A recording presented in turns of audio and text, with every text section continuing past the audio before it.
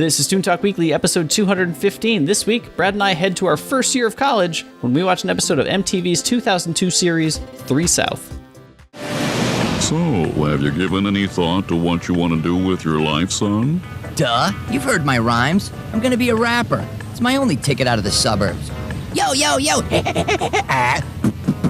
Biatch!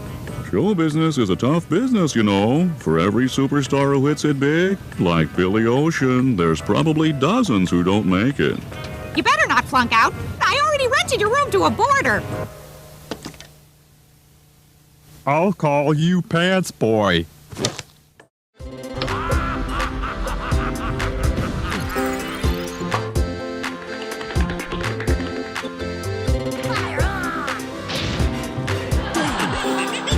Day just keeps getting better. Boy.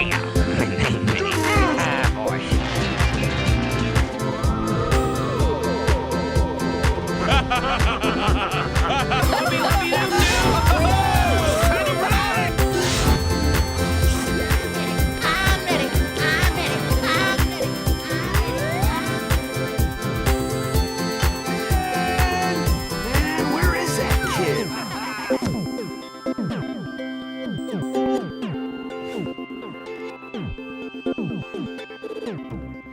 Hey everybody, it's Tuesday once again. That means it's time for another episode of the weekly cartoon podcast, Toon Talk Weekly. That is, of course, this show. Wanted to thank you once again for joining us for another episode where we talk about cartoons this week. I'm not the only guy here. I'm Jake Williams, but I can't do the show alone. Got my good buddy Brad Shimlewski to talk some cartoons. What's up, man? Hey, how's it going? It's going pretty well. How's your weekend been? It's going pretty good. I am pretty far through OK KO. Oh, dang. Aren't there like 18 episodes out now? There's a lot. 13 or 18, yeah. Yeah. I got to an episode where he did level up. Ooh. He went from 0 rank to 0.01. So it's a process. You got to trust he's got a little bit of Gary Vaynerchuk attitude he needs. You got to love the process, the journey more than the actual destination of where you're going. That's right, yeah. That was a weird reference of like business and cartoons. I don't know if those go together. That's the original idea for the show. Let's go way over people's heads. Yeah. Well, cool. I'm glad you're still digging the show then. Mm-hmm. Yeah. So if you guys wanted to check that out, we talked about the series OKKO Let's Be Heroes. It's a brand new Cartoon Network show. We talked about that last week's episode. If you're watching the video version, we're back in our normal studio environments that you're used to seeing us, not in the same room. And also I wanted to point your attention to, we finished up a cool interview that's something we actually have been wanting to do for a while, which is to actually interview people that work in the cartoon industry, whether it's, doing art, producing, coming up with a show idea, whatever it is. We were just kind of interested in having some more content for you guys.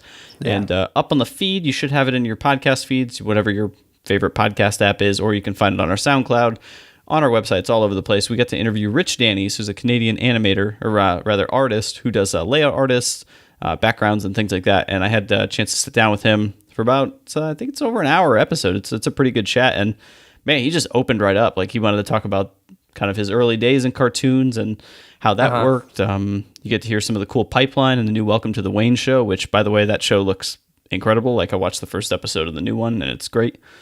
So definitely check that out. Head over to toontalkweekly.com where you can find that should be right in the feed. It's the only image that looks different that doesn't have a cartoon title in it. And I look to do a few more of those here and there. We're obviously not going to keep up the same cadence we do with the weekly show. I don't know that I could find time to produce multiple weekly shows. I think I would be burnt out at this point. But I'd like to do a few more of those guys. So if anybody out there has any ideas of people they'd love to hear interviewed, also maybe what kind of content are you looking for? Artists, animators, like who are the people you want to hear from? Because we're open to chatting with anybody who wants to do the show. Right. So, and if you are a listener that is one of those people, let us know. That really just makes the process much easier. Yeah, because we're nice guys. We don't bite. It's fine. You can email us at toontalkweekly@gmail.com is a place to get at us, which been getting some really cool emails that have been fun to hear. The people listen to the show and they like the show, and it's one of those things, man. I don't know. You do a podcast for 4 years and then suddenly people hear about it. That's kind of the way it goes in podcasting. So that's been fun. So this week we're watching a new show. Well, not new, but it's a show. Oh my gosh, I didn't even write the date down. Now I need to know. It's a show called 3 South, which aired on MTV. And now I need to look up the date because I actually didn't write this down. It was 2002 to 2003. I got to be honest, I thought this was way earlier. Oh, okay. That's crazy. Yeah. Had you heard of the show, Brett? No. So this is super strange. I don't think I was watching a ton of MTV around this time, but we had just gone to college. I think I started college in like 2005 or something. And I had a friend in one of the dorms that loved this show. And this is before, yeah, exactly, right? This is before Netflix, guys. This is before it was easy to find basically anything you want on DVD, like Shirt Tales, complete collection. Like, you know, people weren't coming out of the woodwork to find these off shows that maybe you'd one-off shows that you hadn't heard of or that weren't as popular. I had a friend that apparently loved the show, and he found on the internet, not even Amazon, like on the internet, guys, somebody who was making custom DVDs of this show, and he bought one, and we would watch it in our dorms. Like, this was a show that he really loved. And this would have been on around the same time as Clone High, or maybe a little after that even. Yeah. And it kind of weirdly has that kind of feel. I mean, it is it's a show, basically, if you want to know what the story of the show, what you can expect from an episode of 3 South is that the show focuses on 2 lifelong friends, Sanford and Dell, and their adventures at the fictional Barder College. With the exception of their roommate Joe, nearly everybody at Barder College is stupid or inept.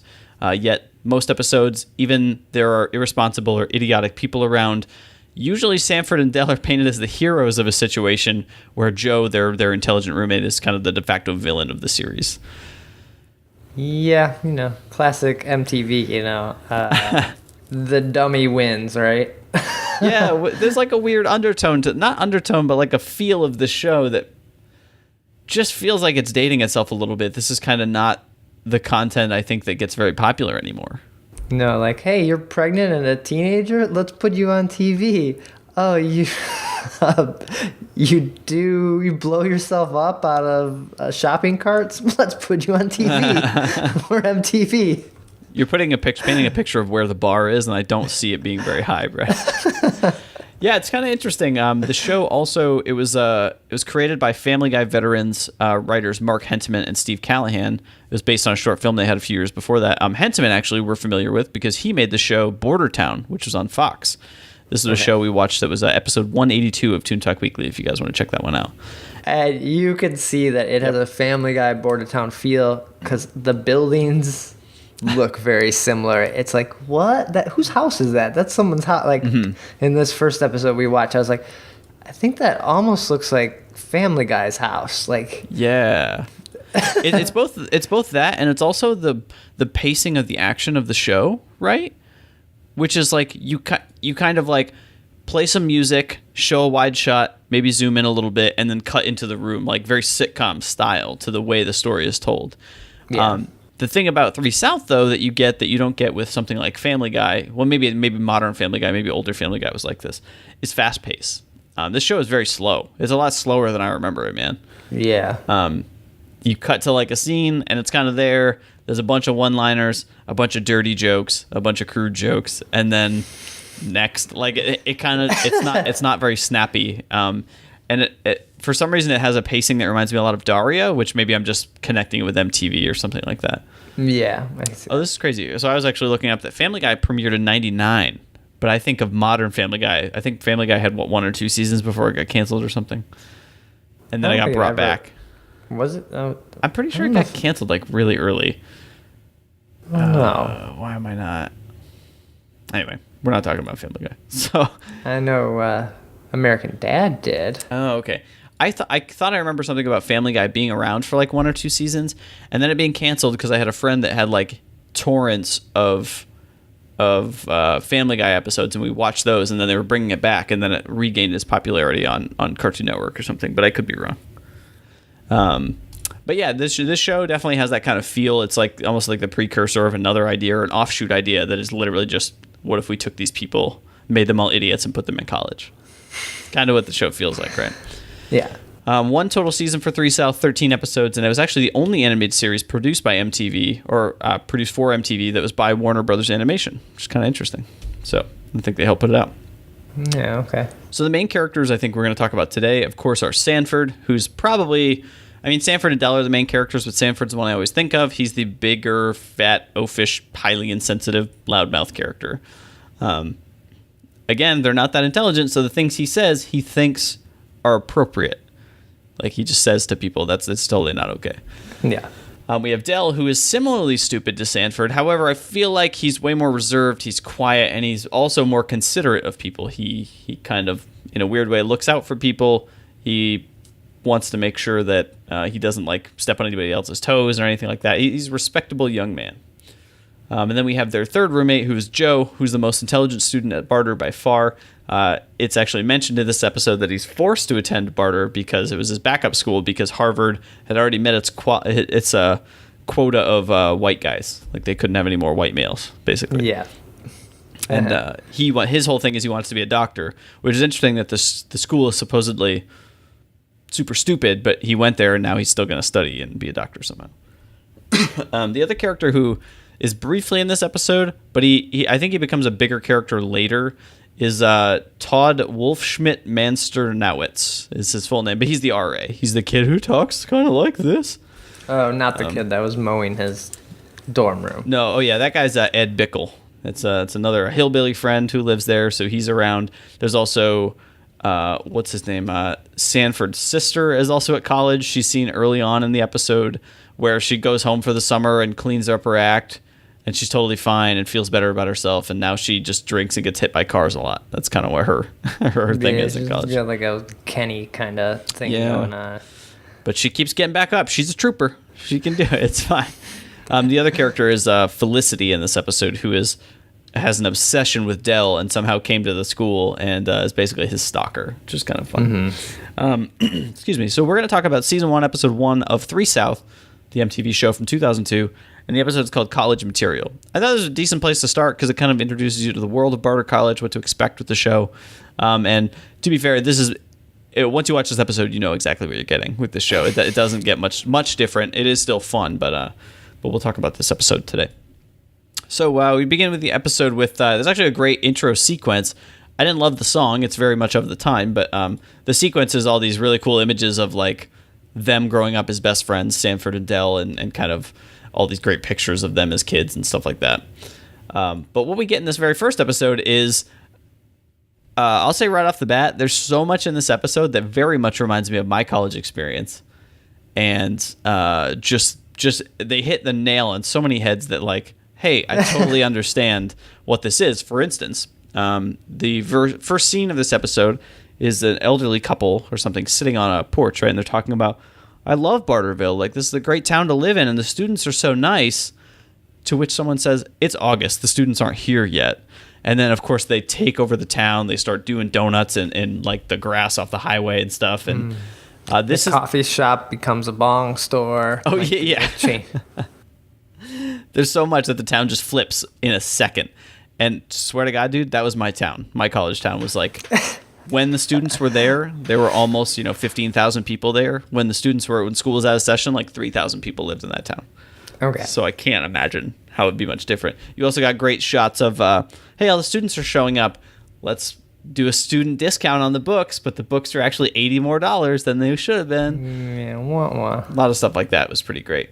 And what you get are these kind of like cut back and forth conversations between Sanford and Dell heading off to school. I think you see some other students on their way there too, but I don't know that we really got a chance to meet a lot of them on the way there. We do get that scene with Sanford's sister, who's already back in college. She's a junior, and of course she starts drinking as soon as she gets there because college.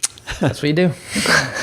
And very early on, you get... I love the scene of Dell and his parents letting him out of the car because I feel like his parents know he's not very smart, but they kind of like love him. Obviously, they love him anyway. Yeah. But she's like, oh, you're going to get straight A's with this globe I got you. What? Why? And there's allusions to like the economy size shampoo, the 50 pack of light bulbs, like all kinds of crap you don't think you need, but you go to college your first year, you probably buy way more than you need because you don't know what to expect. Right. And of course, it probably mostly gets thrown out or shared with all your friends, and so whatever. That's kind of what happens. But very early on here, Sanford and Dell realize that they're not rooming alone. They were going to have a third roommate. However, the RA comes in to tell him, yeah, he died last week. Yeah. Which, by the way, they were kind of cool. They were kind of excited. Like, we talked to a dead guy. Yeah, that's what they got out of it. Which at that moment I was like, oh, is this like just a weird Beavis and Butthead kind of, because they were like, haha, yeah, we talked to a dead guy. Yeah, they weren't like as about it, but yeah, I know what you mean. That they were like, they thought it was radical that happened.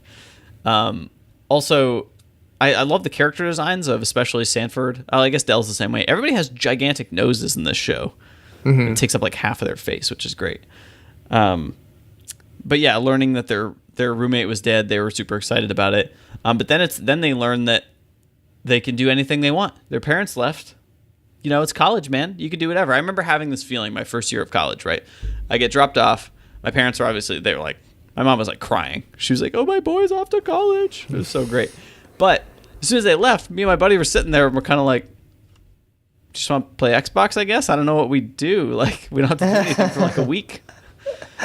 And that's what they start doing, right? Sanford's like, we can throw mayonnaise around everywhere we want. Or I like Dell's idea better. I can wear this sombrero anywhere I want. That's fine. Yeah. Eat light bulbs. You know, do that. Dude, we're in like college or something. I could like throw mayonnaise all over the place if I wanted to. I could wear this sombrero everywhere if I wanted. I could eat this light bulb. I could launch this bag of trash out the window. Dude, that's my stuff. What the hell? Jackasses. For the first time, there's no one around to ruin our fun. Hey, we didn't order that pizza. Just super strange stuff. I think even Dell at one point he's like, I could throw this garbage out the window, but it was actually all of Sanford's stuff. This is where we get the introduction to Joe, who's going to be their third roommate, who didn't make it to Harvard. He's super smart. Basically, they paint the picture of Joe as this guy with a stick up his ass. Everybody else seems to be having a great time in college. Joe is there to learn, man. Yeah, he wants his education. I love that he even brings in a skeleton, right? Because he's got a $2,000 skeleton because he's going to be a doctor. We get the intro from the dean, who introduces everybody to Barder, which is an Ivy League school. But it's not. He just says, I don't need to be in their club anyway. We can just call ourselves Ivy League. It's so childish of them to not call us Ivy League. Shortly after this, we're introduced in a creepy bathroom scene to Felicity, who is Dell's stalker. She'll come into play a little bit later, but I assume she kind of just shows up from time to time on the show. But early on, it's really about you still get these montages of like college. So here's the thing we did, me and my buddy did when we started college, was they started a beer tower here, like a pyramid of all the beers they drank when they first got to school. However, I didn't really drink when I first went there, so we actually had a Pepsi tower. It was a lot of Pepsi. It was pretty obscene. But you had that. They went to like a dump or like a landfill or something and found like a cool big wheel to put in their room, because why not? Stuff like that. Even you get some fun scenes of Sanford and Joe like arguing over, should the music be on while I'm trying to read? That's the only way I can read, is to listen to punk rock music at the same time. It's just like a learning to live with your roommates kind of thing in the very beginning here. Yeah.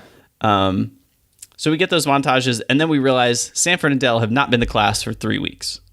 They're like, man, good thing we made it to class. Yeah, there's like this scene, and then Joe's like, it started 3 weeks ago. Yeah. And they have now been dropped from all of their classes. Yeah.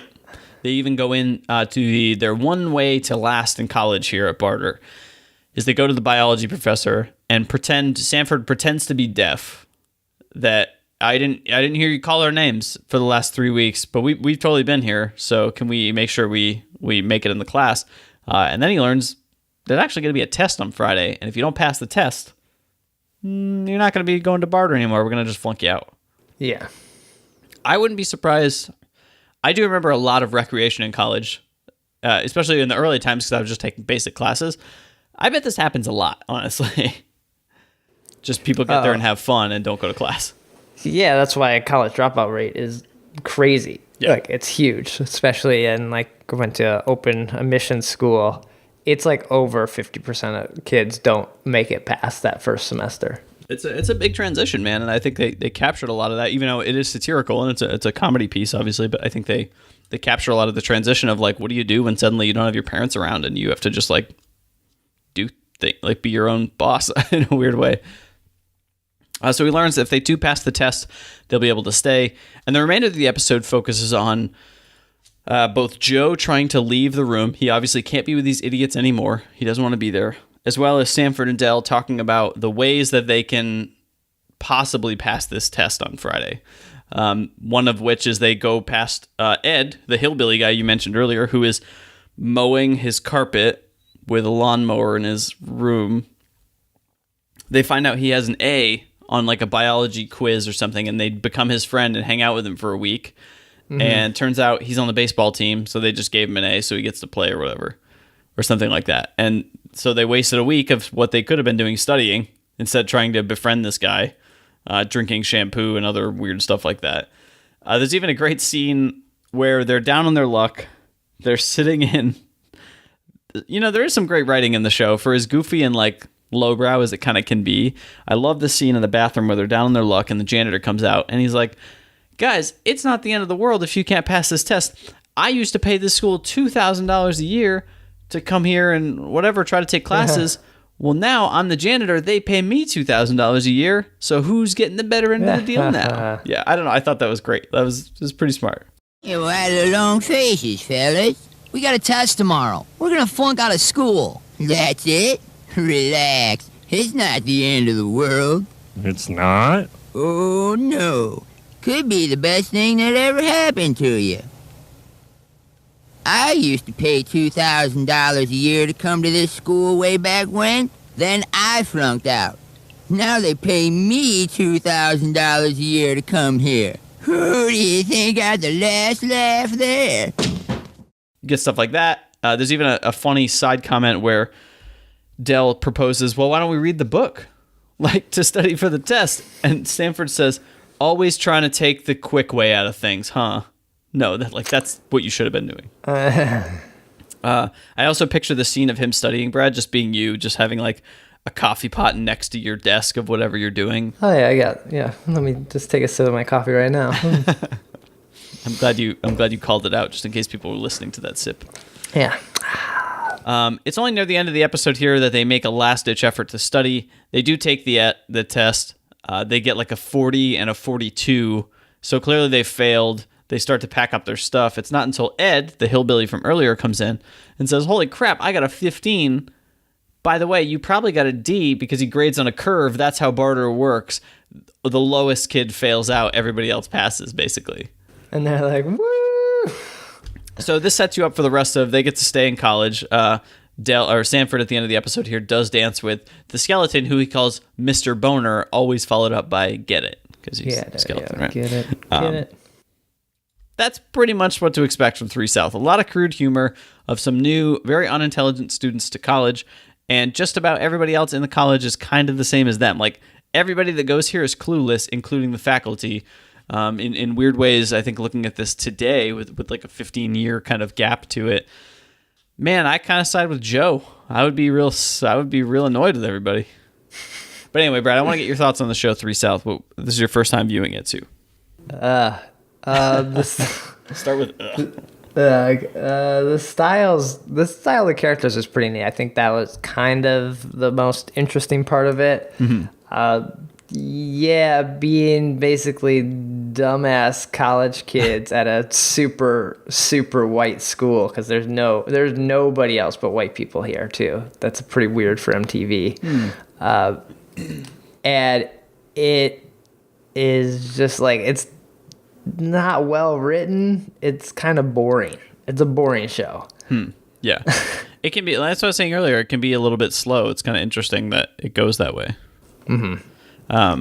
So I was not a big fan of it, having never seen this show before. Mm-hmm.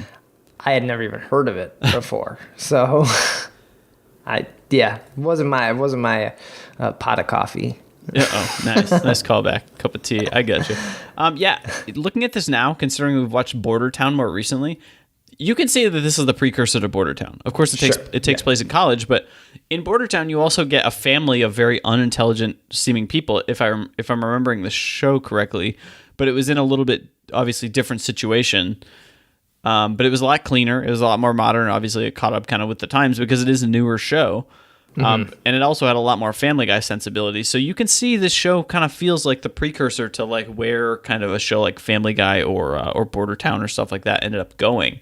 Whether or not this one knocks out of the park, it kind of just holds a nice nostalgia place for me. I remember seeing it a bunch in college, and so I remember these characters. I vaguely remember it premiering too, but I couldn't tell you I was like a super fan or anything. But Okay. I think there was just something cool about a friend having a DVD that was like bootlegged of a cartoon that's like, yeah, this is on MTV. That's awesome. I don't know if I'd say that today. But so this was season 1, episode 1 of 3 South.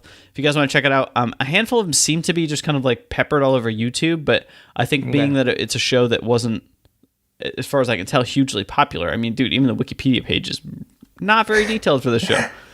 But look at like Clone High that I kind of like too. That is also not a show that there's much info or even videos you can find. So Right. I feel like cartoons on MTV that weren't Beavis and Butthead just Or Daria, didn't, yeah. or Daria weren't that popular. Right. Didn't always hit the mark, but they all kind of feel, they definitely had an audience they were targeting, and that's why I think a lot of these shows kind of fit the same sort of similar vibe, I guess, of kind of the culture they were trying to hit there. So, but yeah, this is fun revisiting 3 South. Let's get out of here. Brad, where can people find out more about you when you're not recording Toon Talk Weekly? Sure, you can follow me on Twitter. It's @brad, and then my blog is digitalhitchhiker.com. Great. Guys, go check them out over there. You can follow me on Twitter @Jacob Williams. And of course, if you want more Toon Talk Weekly, we're on Twitter @Toon Talk Weekly, Facebook.com/Toon Talk Weekly. Our email is toontalkweekly@gmail.com if you want to get back to us. I skipped it, but we're on Google Plus too if you're over there as well. You can check out Toon Talk Weekly. We're one of the handful of people still over there. I kind of still like the UI, but nothing's going on. The Google UI, the Google Plus UI. Yeah, it's fine. Yeah, it's nice. Clean. Yeah, it works.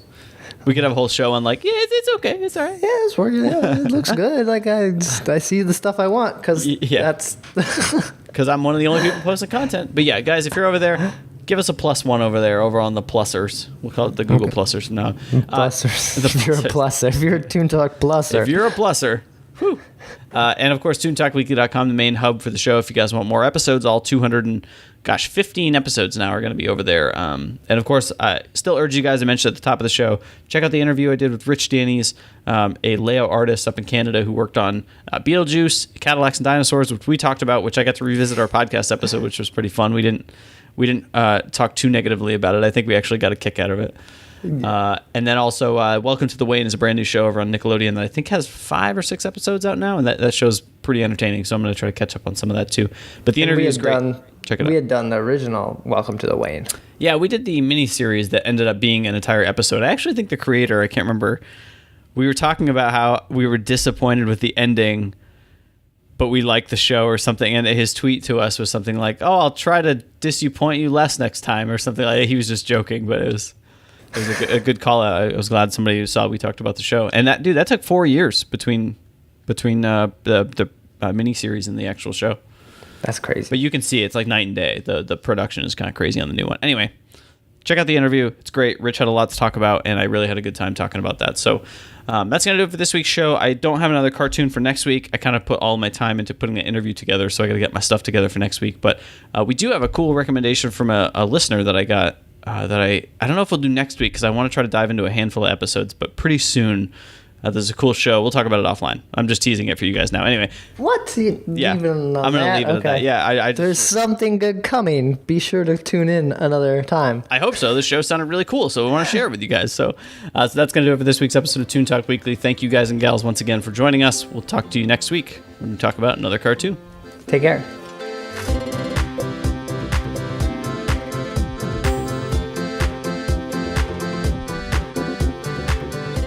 To learn more about the show, visit toontalkweekly.com or follow us on Twitter @ToonTalkWeekly.